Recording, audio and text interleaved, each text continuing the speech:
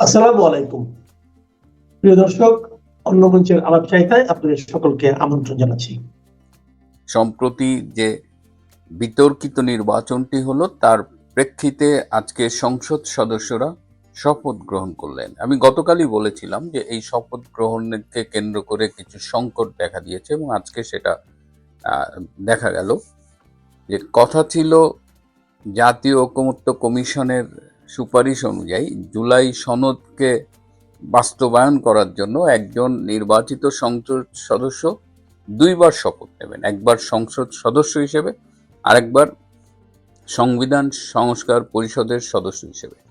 কিন্তু শেষ মুহূর্তে বিএনপি জানিয়ে দিয়েছে যে তারা শুধুমাত্র সংসদ সদস্য হিসেবে শপথ গ্রহণ করবেন, সংবিধান সংস্কার পরিষদের সদস্য হিসেবে করবেন না।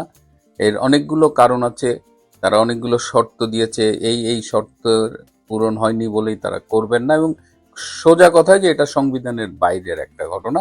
এবং আমি গতকালই বলেছিলাম যে এটা আলী রিয়াজ রীতিমতো ধমক দিয়ে বিএনপি সহ অনেক দলকে ধমক দিয়ে চাপিয়ে রেখে এই জুলাই সনদকে জোর করে তৈরি করেছেন। গণভোটের যে হ্যাঁ না, এখানে অনেক রকমের জটিলতা, অনেকটা বলা যায় যে স্বৈরাচারী কায়দায় এই আলী রিয়াজ করেছেন এবং তিনি কথায় কথায় ভয় দেখিয়েছেন যে তিনি একটা প্রভাবশালী দেশ থেকে এসেছেন, সেই দেশের গোয়েন্দা সংস্থার ভয় দেখিয়েছেন। তো আলটিমেটলি বিএনপি মাটি কামড়ে পড়েছিল যে নির্বাচনটা হোক, ক্ষমতা তাদের হাতে আসুক, তারপরে তারা দেখবে। এবং তারা, আমার ধারণা যে তারা তাদের যেহেতু তাদের 2/3 মেজরিটি আছে, তারা সংবিধান সংশোধন করতে চাইলে এমনিই করতে পারে, এর জন্য সংবিধান সংস্কার পরিষদ এটার দরকার নাই। কিন্তু কথা হলো যে যেহেতু বিএনপি সংবিধান সংস্কার পরিষদের সদস্য হিসেবে শপথ গ্রহণ করেনি, সেহেতু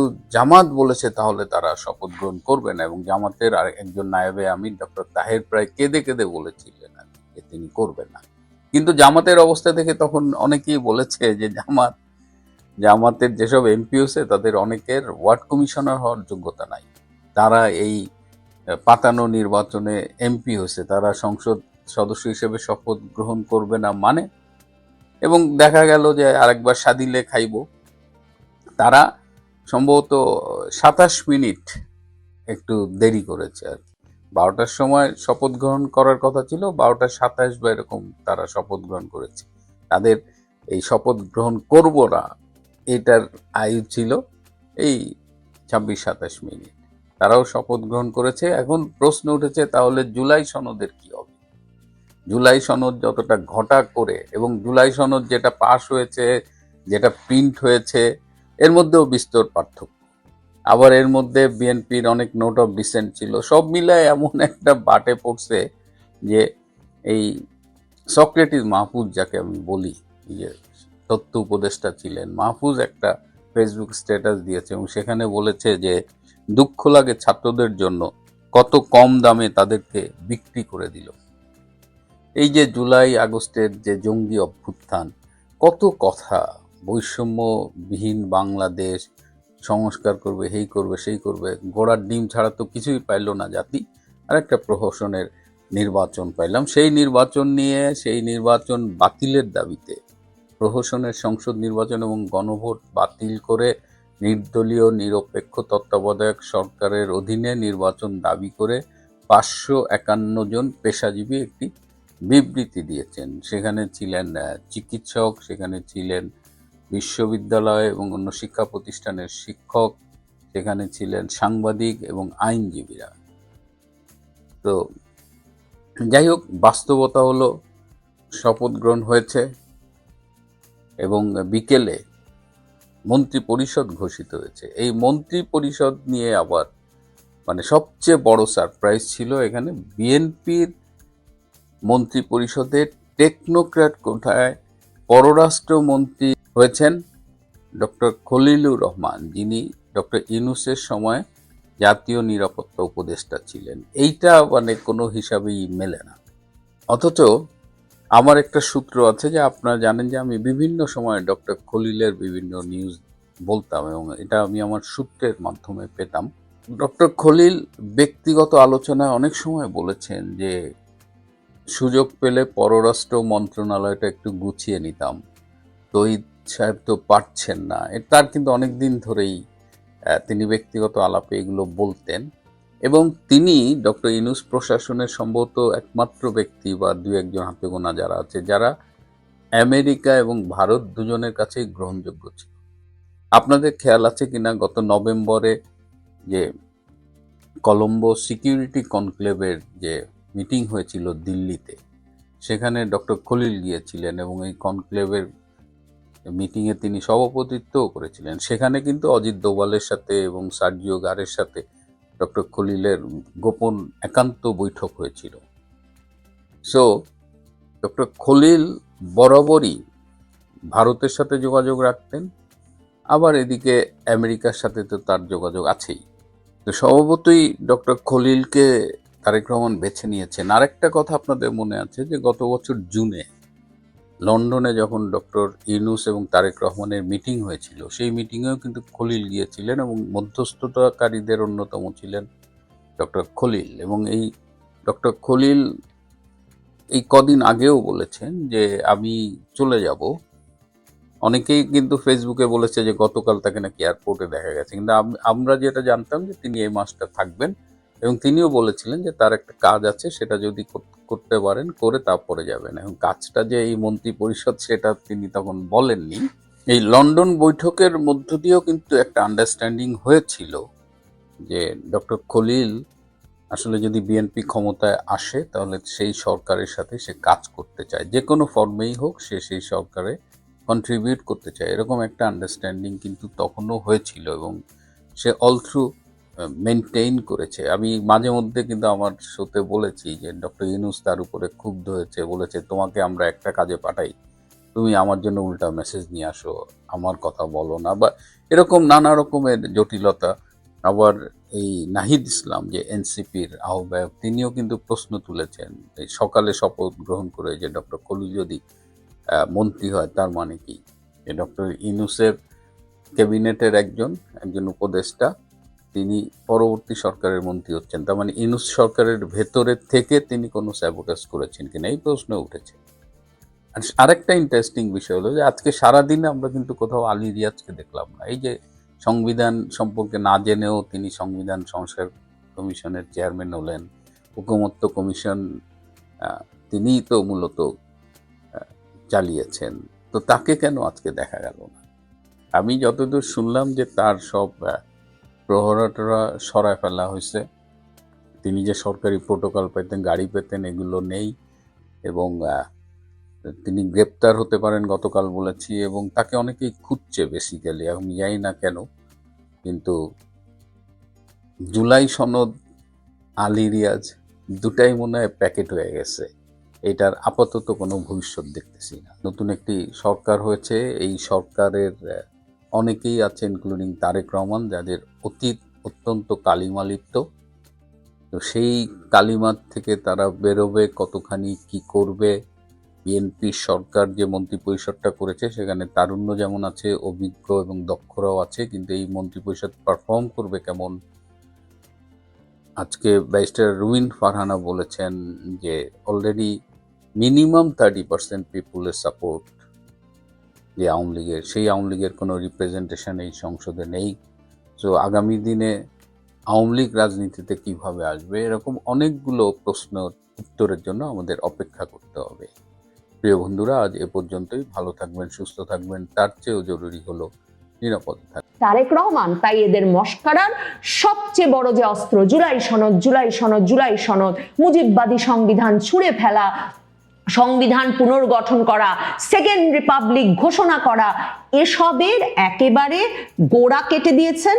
সংবিধান সংস্কার পরিষদের সদস্য হিসেবে তারা শপথ নেন নাই, সরাসরি বিএনপি চেয়ারম্যানের পরামর্শ অনুযায়ী বিএনপির স্থায়ী কমিটির সদস্য সালাউদ্দিন আহমেদ সংবাদ মাধ্যমের সামনে দাঁড়িয়ে বলেছেন যে তারা কোনোভাবেই সংবিধান সংস্কার পরিষদের সদস্য হিসেবে শপথ নিতে পারেন না, কারণ এসব সংবিধান সংস্কার পরিষদ সংবিধানে নাই, গণভোটও সংবিধানে নাই।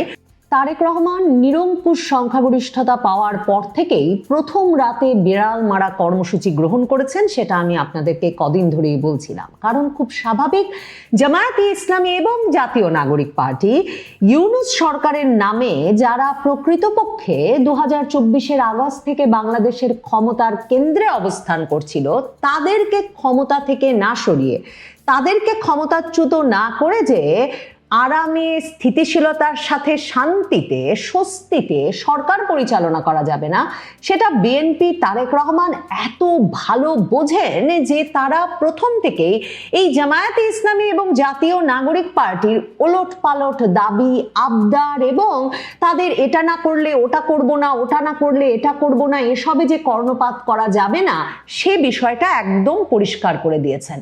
18 মাস ধরে ইউনূস সরকারের নেতৃত্বে আলী রিয়াজ নামের এক ব্যক্তিকে আমেরিকা থেকে উড়িয়ে এনে সবচেয়ে বড় যে মশকরাটা জাতির সঙ্গে করা হয়েছে সেটা হচ্ছে সংবিধান পুনর্লিখনের চেষ্টা, সংবিধানের মৌলিক কাঠামো পরিবর্তন সহ যেমন ইচ্ছে সংবিধানটাকে পরিবর্তনের ব্যবস্থা করা, একটা জুলাই সনদ নামের অদ্ভুত জিনিস প্রসব করা, একটা ঘরে বসে তাদের নির্বাচিত রাজনৈতিক দলের প্রতিনিধিদের এক রকমের একসাথে করে, এবং মনে রাখতে হবে আলী রিয়াজের ওই জুলাই সনদে কেউ একমত হয় নাই, এমনকি জাতীয় নাগরিক পার্টি গতকালের আগে সেই জুলাই সনদে একমত হয়ে স্বাক্ষর করতে পারে নাই, কিন্তু চাপ প্রয়োগের মাধ্যমে সেই জুলাই সনদ রাজনৈতিক দলগুলোকে গিলতে বাধ্য করা হয়েছে, একরকম এমন একটা পরিস্থিতি ক্রিয়েট করে যে যদি জুলাই সনদ না গেলেন তাহলে কিছুতেই নির্বাচনটা হবে না। কাজেই দাঁত মুখ চেপে, এর কোনো সাংবিধানিক ভিত্তি নাই, বারবার সেটা ওই আলী রিয়াজের দরবারে ঘরের ভেতর পরিষ্কার করে সংবাদ মাধ্যমের সামনে বলে, গণভোটের কোনো সাংবিধানিক ভিত্তি নাই, বারবার সে কথা বলে, কিংবা সংবিধান সংস্কারের একমাত্র দায়িত্ব এবং ক্ষমতা আছে সংসদে, সে কথাও বারবার মনে করিয়ে দাঁত মুখ চেপে বিএনপি ওই জুলাই সনদে স্বাক্ষর করেছিল বটে, ওই আরেক মশকরার অনুষ্ঠানে গিয়ে, কিন্তু বিএনপির মূল অপেক্ষা ছিল জনগণের ম্যান্ডেট নিয়ে নিরঙ্কুশ সংখ্যাগরিষ্ঠতা নিয়ে একবার ক্ষমতায় এলে কিছুতেই এই মশকরাকে পাত্তা দেওয়া যাবে না। তারেক রহমান সুস্পষ্টভাবে সেই বার্তা দিয়ে শপথ গ্রহণের দিন এমন একটা পরিস্থিতি তৈরি করেছেন যে জামায়াতে ইসলামী জাতীয় নাগরিক পার্টিকে এখন সংসদে ঢুকতে হলে সত্যি তাদের যে দোর্দণ্ড প্রতাপ গত 18 মাসে দেখা গেছে, সেই দোর্দণ্ড প্রতাপ প্রভাব একরকম ভুলে গিয়ে নরম হয়ে মাথা নামিয়ে নির্বাচনে তারা পরাজিত হয়েছেন এবং বিরোধী দলে আছেন। কাজেই সরকারে, সংবিধানে কোনো অবদান রাখতে হলে সেটা সংসদের মাধ্যমে রাখতে হবে, মবের মাধ্যমে নয়। সেটা একেবারে ভেতর থেকে উপলব্ধি করে একরকমের মাথা নিচু করে সংসদে ঢোকার ব্যবস্থা করেছেন তারেক রহমান।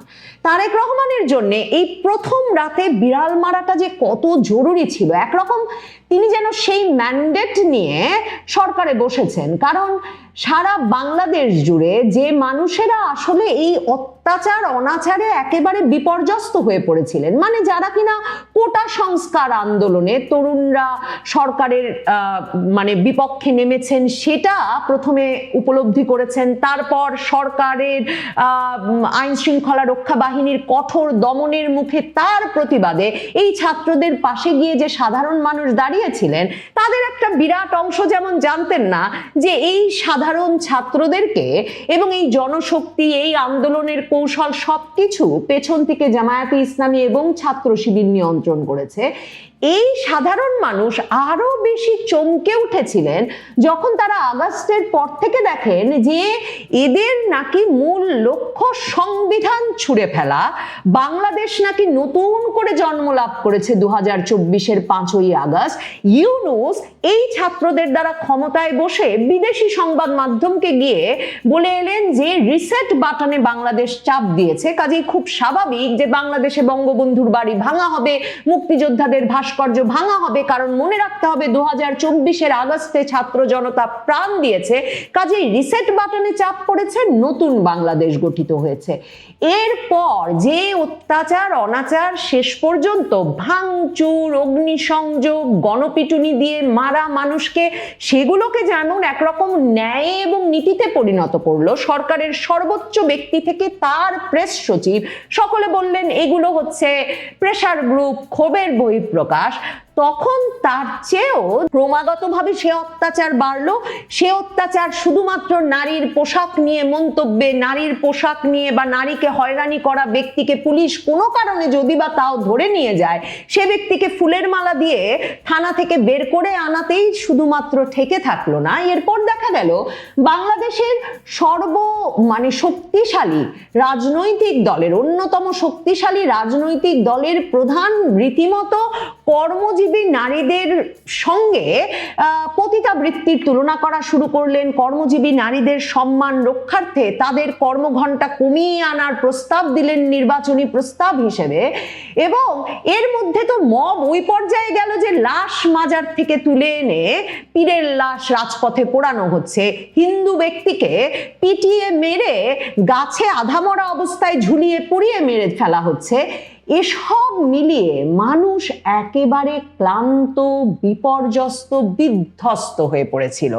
এবং তারেক রহমান বা বিএনপির যে নিরঙ্কুশ সংখ্যাগরিষ্ঠতা, তার মধ্যে সবচেয়ে বড় ম্যান্ডেট হিসেবে মনে করা হচ্ছিল যে তারেক রহমানের কাছে স্থিতিশীলতা আনার প্রত্যাশা, তারেক রহমানের কাছে ওই বাড়াবাড়ি, ওই যে অত্যাচার অনাচার মববাজি, তাতে একটা কমপ্লিট ফুল স্টপ, মানে সরাসরি তিনি একটা বাটন প্রেস করে এই অত্যাচার অনাচার মববাজি বন্ধ করবেন, সেটার একটা সুস্পষ্ট ইঙ্গিত আসবে তার কাছ থেকে, নতুন প্রধানমন্ত্রীর কাছ থেকে। সেই প্রত্যাশায় সারা বাংলাদেশে তারেক রহমানকে এই নিরঙ্কুশ সংখ্যাগরিষ্ঠতা ভোটাররা এনে দিলেন, সেটা নির্বাচন পর্যবেক্ষকরা মনে করছিলেন।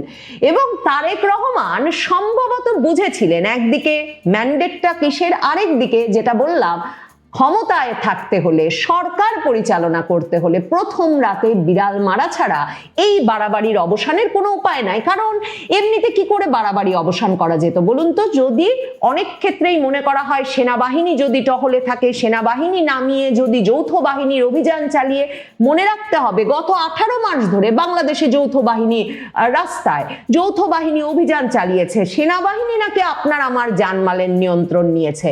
এমন বেকায়দা অবস্থায় তারেক রহমান দায়িত্ব নিচ্ছেন যখন কিনা এই সেনাবাহিনী ওষুধ, যৌথ বাহিনীর অভিযান ওষুধ কিচ্ছু কাজ করবে না। কারণ এমন অত্যাচারী অনাচারীরা ইউনূস সরকারের নামে এই কমাস ধরে ক্ষমতার কেন্দ্রে ছিল। তারেক রহমান তাই এদের মস্কারার সবচেয়ে বড় যে অস্ত্র, জুলাই সনদ, জুলাই সনদ, জুলাই সনদ, মুজিববাদী সংবিধান ছুঁড়ে ফেলা, সংবিধান পুনর্গঠন করা, সেকেন্ড রিপাবলিক ঘোষণা করা, এসবের একেবারে গোড়া কেটে দিয়েছেন। সংবিধান সংস্কার পরিষদের সদস্য হিসেবে তারা শপথ নেন নাই, সরাসরি বিএনপি চেয়ারম্যানের পরামর্শ অনুযায়ী বিএনপির স্থায়ী কমিটির সদস্য সালাউদ্দিন আহমেদ সংবাদ মাধ্যমের সামনে দাঁড়িয়ে বলেছেন যে তারা কোনোভাবেই সংবিধান সংস্কার পরিষদের সদস্য হিসেবে শপথ নিতে পারেন না, কারণ এসব সংবিধান সংস্কার পরিষদ সংবিধানে নাই, গণভোটও সংবিধানে নাই। কোনোদিন যদি সংবিধান সংস্কার পরিষদ ঢোকে সংবিধানে, তাহলে তারা এ বিষয়ে শপথ নেওয়ার কথা ভাববেন। জামায়াতে ইসলামী খুব একটা নাটক করার চেষ্টা করেছে শপথের দিন সকালবেলা। তারা সকাল সকাল বলেছে যদি শপথ নিতে হয় দুটোই নেবেন, না হলে একটাও নেবেন না। এমনকি জামায়াতে ইসলামী একটা বিক্ষোভেরও ডাক দিয়েছিল বিকাল 3টার সময়। এরপর এক রকমের লেজ গুটিয়ে বিক্ষোভ তুলে নিয়ে, বিক্ষোভ আর করবেন না সে ঘোষণা আবার দিয়ে, এবং শেষ পর্যন্ত গিয়ে তারা দুটো শপথই নিয়েছেন। তারা সংবিধান সংস্কার পরিষদেরও শপথ নিয়েছেন, জাতীয় সংসদের এমপি হিসাবেও শপথ নিয়েছেন। কিন্তু বুঝতেই পারছেন সংখ্যাগরিষ্ঠ দলের অংশগ্রহণ ছাড়া এই সংবিধান সংস্কার পরিষদের সভাও আর কখনো বসা সম্ভব হবে না। কোনো সংসদে বা কোনো সরকারি ব্যবস্থাপনায় কখনো বিএনপি যতক্ষণ ক্ষমতায়, যেই দলটি নিরঙ্কুশ সংখ্যাগরিষ্ঠতা পেয়েছে, জামায়াতে ইসলামী এ নাটক জমাতে পারে না। ইউনূস কিন্তু একদম শেষ দিন পর্যন্ত, শপথের আগের দিন যে ডেকে জাতীয় নাগরিক পার্টির নেতা নাহিদ ইসলামকে দিয়ে অবশেষে জুলাই সনদটা স্বাক্ষর করিয়েছেন, তখনই তিনি জানেন যে বিএনপি আসলে বিএনপি আসলে সংবিধান সংস্কার পরিষদের সদস্য হিসেবে শপথ নেবে না। আপনাদেরকে আমিও বলছিলাম যে এই মরণ ফাঁদে পা দেবে না বিএনপি। তো ইউনূস সেটা বুঝে শেষ মুহূর্তে শপথ নিয়ে একটা গ্যাঞ্জাম লাগিয়ে ফেলতে পারে কিনা, রাজপথে একটা আন্দোলন জমিয়ে ফেলতে পারে কিনা, তার ফলে তাকেই আরো বেশ কিছুদিন ক্ষমতায় থাকতে হয় কিনা, এসব স্বপ্ন নিয়ে তিনি শেষ দিনে নাহিদ ইসলামকে ডেকে জুলাই সনদে স্বাক্ষর করিয়েছেন। এবং এরপরে নাহিদ ইসলামও বলে বসেছেন এমনকি কোনো নোট অফ ডিসেন্ট সহ জুলাই সনদের বাস্তবায়ন তারা মানবেন না, জুলাই সনদের পূর্ণাঙ্গ বাস্তবায়ন করতে হবে। আপনারা জানেন 40টির বেশি বিষয়ে যখন জুলাই সনদ স্বাক্ষরও করেছে বিএনপি, তাদের নোট অফ ডিসেন্ট বা আপত্তি ছিল। তো এহেন নাটকটার শেষ পর্ব পর্যন্ত মরিয়া হয়ে যে আলী রিয়াজ ইউনূসরা চেষ্টা করবেন সেটা খুব স্বাভাবিক, কারণ আলী রিয়াজ তো এই ভোটের কয়েকদিন আগে হঠাৎ আমাদের জানালেন যে যারা এমপি হবেন তাদেরকে আরেকটা শপথও নিতে হবে সংবিধান সংস্কার পরিষদের সদস্য হিসেবে, এবং 180 দিন তারা সংবিধান সংস্কার পরিষদের সদস্য হিসেবে দায়িত্ব পালন করবেন। কারণ তাদের ধান্দাটা ছিল এই 180 দিন ক্ষমতা হস্তান্তর না করে এই 180 দিন সংবিধান সংস্কার পরিষদ সংবিধান নিয়ে বিতর্ক করবে, তর্ক করবে, এবং ওইদিকে এই অন্তর্বর্তীকালীন সরকারের রূপে তারা থেকে যাবেন। ইউনূস আলী রিয়াজের জন্য এই নাটক আর টেনে নেওয়া সম্ভব হয়নি। তার কারণ বিকালবেলা যে মন্ত্রিসভার শপথ আছে, সে শপথে 13 দেশের প্রতিনিধি সহ অন্তত 1200 অতিথি উপস্থিত থাকবেন, এবং সেই মন্ত্রিসভার শপথটাকে কিছুতেই একরকমের ঝামেলার মধ্যে ফেলা না জামায়াতে ইসলামী, না এনসিপি, না ইউনূস কারো পক্ষেই সম্ভব নয়। কারণ তাহলে তারা আসলে পুরো রাজনৈতিক প্রক্রিয়া থেকেই এখন ছিটকে পড়বেন। ওইদিকে তারেক রহমান দারুণ সব রাজনৈতিক চাল চালছেন। তিনি জামায়াতে ইসলামীর আমিরের সঙ্গে সাক্ষাৎ করে এসেছেন, বাড়িতে গিয়ে জাতীয় নাগরিক পার্টির নেতা নাহিদ ইসলামের বাড়িতে গিয়ে সাক্ষাৎ করে এসেছেন, বুকে জড়িয়ে ধরেছেন নাহিদ সার্জিসকে। শুধু তাই নয়, জামায়াতে ইসলামী রাজপথে নামার চেষ্টা করলে তাদেরকে প্রথমত একরকমের সামলে দেওয়ার জন্য যাদেরকে প্রয়োজন, তারেক রহমান এরই মধ্যে তাদেরকেও তাদের মিত্র হিসেবে ঘোষণা করেছেন। তারেক রহমান জামায়াতে ইসলামীর সঙ্গে শেষ মুহূর্তে নির্বাচনী জোট থেকে বেরিয়ে যাওয়া, যারা কিনা পুরো সময়টা 2025 জুড়ে রাজপথে সভা সমাবেশে একত্রে জনসমাবেশ করেছে, সেই ইসলামী আন্দোলন বাংলাদেশের সঙ্গে গিয়ে তারেক রহমান সাক্ষাৎ করে এসেছেন। তারেক রহমান হেফাজতের আমির, যিনি কিনা বারবার সাবধান করছিলেন, হেফাজতের একটি অংশ জামায়াতে ইসলামীর ঐক্যের সঙ্গে যাওয়ার পরেও মামুনুল হক অংশ, হেফাজতের আমির মুহিবুল্লাহ বাবুনগরী বারবার সাবধান করছিলেন মুনাফিকদের যাতে মুসলমানরা ভোট না দেয়। তারেক রহমান হেফাজতের আমিরকে তার শপথ গ্রহণ অনুষ্ঠানে আমন্ত্রণ জানিয়েছেন। কাজেই তারেক রহমান খুব সামলে কৌশলী সব চাল চালছেন। সে চালে একেবারে বেকায়দায় বিপর্যস্ত জামায়াতে ইসলামী আর এনসিপি। মনে রাখবেন, জামায়াতে ইসলামী আর এনসিপি শক্তিশালী বিরোধী দল হিসেবে, ভোটের হিসাবে, আসনের হিসাবে সংসদে যাচ্ছে বটে, কিন্তু তাদের তো বিরোধী দল হিসেবে রাজনীতি করবার কোনো অভিজ্ঞতা নাই। তারা 2024-এর আগস্ট থেকে ক্ষমতাতেই ছিল। এখন ক্ষমতাচ্যুত হওয়ার পর কেমন রাজনীতি তারা সত্যিকার অর্থে করেন দেখতে হবে।